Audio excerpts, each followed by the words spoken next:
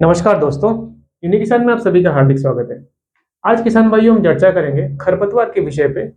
ये खरपतवार की जो प्रॉब्लम है ये दिन ब दिन बढ़ती जा रही है और क्यों बढ़ रही है और ये समस्या टैकल नहीं हो पाती है, बहुत प्रॉब्लम होती है और ऑर्गेनिक फार्मिंग में खास के किसानों को बहुत तकलीफ होती है खरपतवार निकालने में। तो खरपतवार हमेशा बढ़ते ही जा रहा है। आप जैसे-जैसे खेती कर जैसे आप पिछले 20-25 साल खेती करते होंगे और आप अभी इस समय जो खेती करते हो, तो आप देख रहे हो खरपतवार का जो प्रमाण है, जो इंटेंसिटी वो बढ़ते जा रहा है जिसमें मेहनत बहुत हो जाती है और आपका खर्चा भी बहुत होता है और इससे क्या होता है प्रोडक्शन पे भी इम्पैक्ट होता है। तो जानते हैं दोस्तों 4 प्रमुख कारण जिससे कि खरपतवार आपका खेत में आता है और बढ़ते ही जाता है और वो दिन-ब-दिन हर सीज़न बाय सीज़न बढ़ता है। तो सबसे पहला कारण दोस्तों ये है कि अभी जो किसान भाई जो प्रैक्टिसेस करते हैं फार्मिंग का, वो केमिकल बेस्ड फार्मिंग मोस्टली करते हैं इंडिया में। जिसके कारण वो डीएपी यूरिया को ब्रॉडकास्ट करते हैं।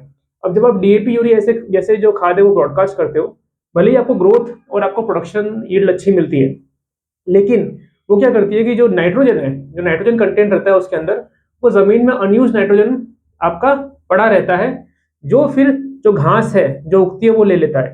ध्यान रखिए जो घास रहता है, जो खरपतवार मतलब क्या अनयूज़्ड घास, मतलब घास, जो कि कोई काम की नहीं है। ये घास को नाइट्रोजन की ज़रूरत रहती है उगने के लिए। तो आप जितना भी डीएपी यूरिया ब्रॉडकास्ट करोगे और जितना खाद आप दोगे, केमिकल फर्टिलाइज़र खास के जिसमें नाइट्रोजन कंटेंट रहता है, तो उसमें क्या होगा कि ये घास अपने आप उगना स्टार्ट होंगे बिकॉज़ इनको नाइट्रोजन ही लगता है मोस्टली ग्रो होने के लिए, ठीक है?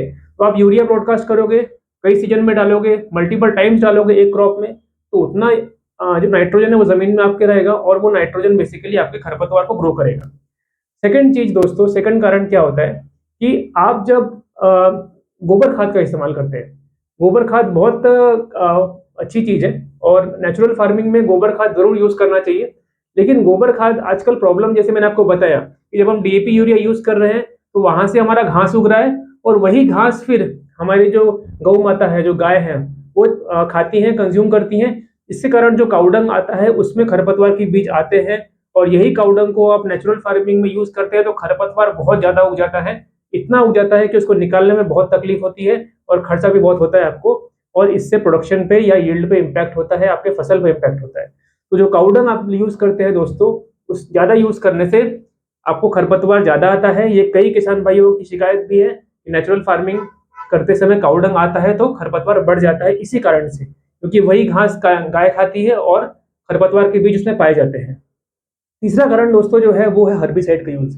अब जब आप खेती करते हैं तो आप सिलेक्टिव हर्बिसाइड का यूज़ करते हैं मोस्टली जो केमिकल फार्मिंग करते हैं दोस्तों। तो जब जब आप सिलेक्टिव हर्बिसाइड यूज़ करते हैं तो फसल क्या हो जाती है, जो घास रहती है बेसिकली, जो फसल के अलावा जो घास रहती है, वो पर्टिकुलर हर्बिसाइड को यूज़्ड टू हो जाती है, मतलब वो पहचान जाती है और उसी के कारण आपका एक टाइम पे घास रुक जाएगी, हर्बिसाइड के कारण घास खत्म हो जाएगी, लेकिन जैसे ही फिर वर्षा होगी, फिर से घास उग जाएगी।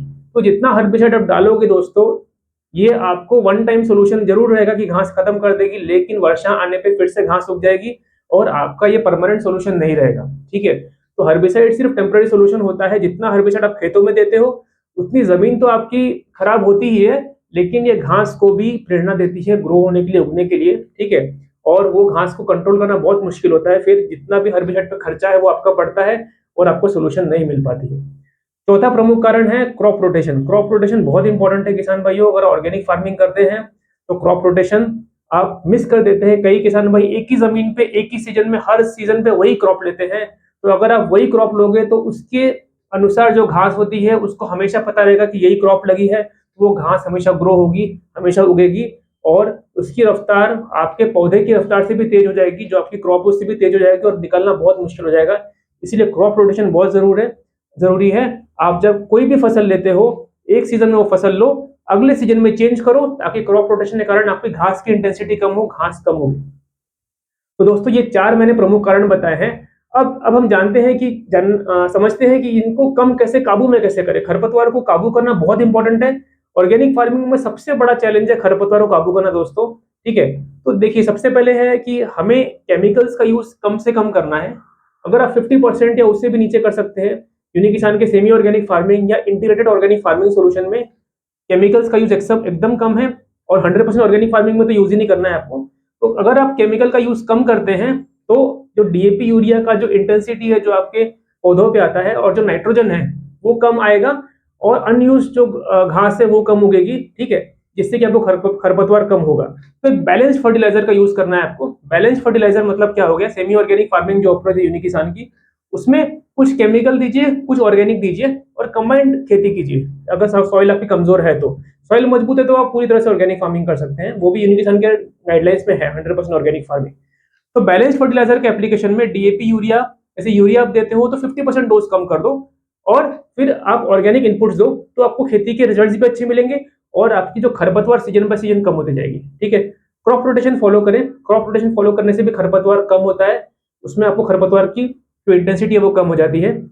जो गोबर खाद है दोस्तों, गोबर खाद का इस्तेमाल जो है मेरे हिसाब से कम करें।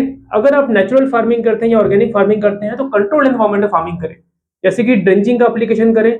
जो फसल में ड्रेंचिंग होती है वहां पे ड्रेंचिंग जरूर करें, जिससे कि कंट्रोल एनवायरमेंट में उसी पौधे पे जाता है आपका खाद। अगर दूसरे जगह पे जो जमीन है वहां पे कोई खाद नहीं जाता है तो खरपतवार कम होता है। जब गोबर खाद का आप इस्तेमाल करते हैं तो कम क्वांटिटी में इस्तेमाल कीजिए, एकदम बहुत ज्यादा क्वांटिटी में आपको इस्तेमाल नहीं करना है। ब्रॉडकास्ट करेंगे तो प्रॉब्लम सेम रिपीट होगी। और काउडंग को मैन्यूर फॉर्म में इस्तेमाल करना है, जिससे कि खरपतवार के बीज उसमें कम रहेंगे। अगर फ्रेश काउडंग इस्तेमाल करते हैं, अगर सही से मैन्यूर नहीं हुआ है तो प्रॉब्लम आती है। और कोशिश करें कि ब्रॉडकास्ट से ज्यादा जहां पे फसल आपकी है वहीं पे आप दें, ताकि खरपतवार कम हो। ठीक है, तो दोस्तों ये जब प्रोसेस आप फॉलो करोगे क्रॉप रोटेशन के साथ, ठीक है, हर्बिसाइड का कम से कम यूज करना है आपको, काउडंग को ब्रॉडकास्ट करते समय ज्यादा क्वांटिटी में नहीं करना है और कंट्रोल एनवायरमेंट में फार्मिंग करनी है, ड्रेंचिंग करना है। इससे आपकी जो खरपतवार है ये कम होगी। और डीएपी यूरिया का बैलेंस्ड यूज करना है, इंटीग्रेटेड फार्मिंग से यूज करना है, 50% कम से कम करना है, ऑर्गेनिक फार्मिंग के प्रिंसिपल्स को फॉलो करते हुए, यूनिक किसान के एडवाइजरी को फॉलो करते हुए खेती करना है। तो अगर ये सारे प्रोसेस आप फॉलो करोगे तो जो 4 प्रमुख कारण मैंने आपको बताए, इस पे आप काबू पा सकते हो और खरपतवार को अपने खेतों में कम कर सकते हो, जिससे कि आपकी फसल की वृद्धि अच्छी होगी और उसकी उपज और गुणवत्ता बेहतरीन होगी। दोस्तों नमस्कार, धन्यवाद।